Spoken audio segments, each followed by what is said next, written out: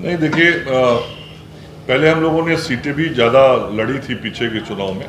और इस बार गठबंधन के साथ हम चुनाव लड़ रहे हैं और 24 सीटों पे हम सब लोग एनडीए के गठबंधन के रूप में लड़े हैं। और अभी तक जो चुनाव के परिणाम आए हैं और जो परिणाम दिख रहे हैं वो बहुत साफ तौर पे दिख रहा है कि हम 13 सीटों पे चुनाव जीत रहे हैं और जो प्रतिपक्ष है वह 6 सीटों पे सिमट रहा है। तो 24 सीटों के परिणाम बहुत सामने है कि जो आज प्रतिपक्ष है मूल रूप से वो 6 सीटों पे सिमट रहा है। याद है कि पिछले चुनाव में भी आरजेडी को 5 के आसपास सीटें थी।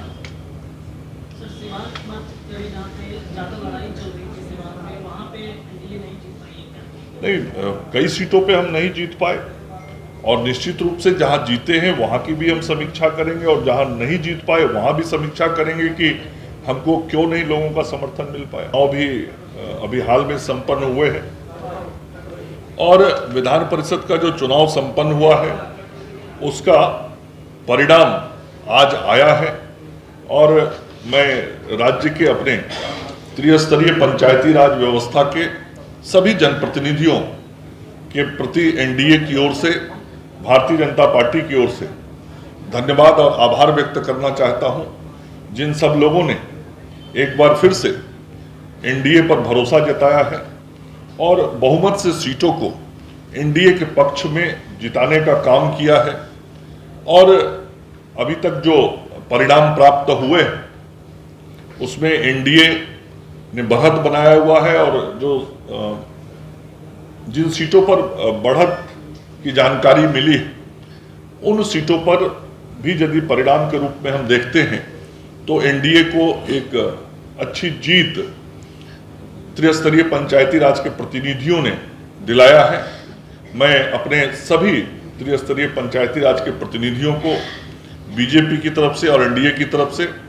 धन्यवाद और आभार व्यक्त करना चाहता हूं। साथ ही इस चुनाव में जो हमारे एनडीए के सभी प्रत्याशी जीते हैं उन सभी प्रत्याशियों को अपनी ओर से विशेष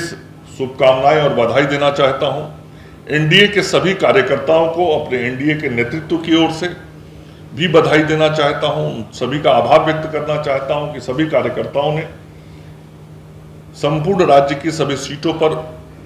परिश्रम किया और जिसका परिणाम हुआ कि बीजेपी, जेडीयू और एलजेपी, आरएलजेपी ये सभी पार्टियां चुनाव जीती हैं और इसके अलावे भी जो प्रत्याशी चुनाव जीते हैं उन सभी लोगों को भी हम अपनी शुभकामनाएं देते हैं। और निश्चित रूप से हम सब लोगों ने जो राज्य के त्रिस्तरीय पंचायती राज व्यवस्था के प्रतिनिधियों को चुनाव में जो भरोसा दिलाया था कि पहले भी हम सब लोग पंचायती राज व्यवस्था को मजबूत करने का काम करते रहे हैं, पंचायती राज व्यवस्था के माध्यम से विकास का कार्य करते रहे हैं, सामाजिक, राजनीतिक और आर्थिक रूप से मजबूती दिलाने का काम करते रहे हैं, आगे भी करेंगे। एक बार फिर से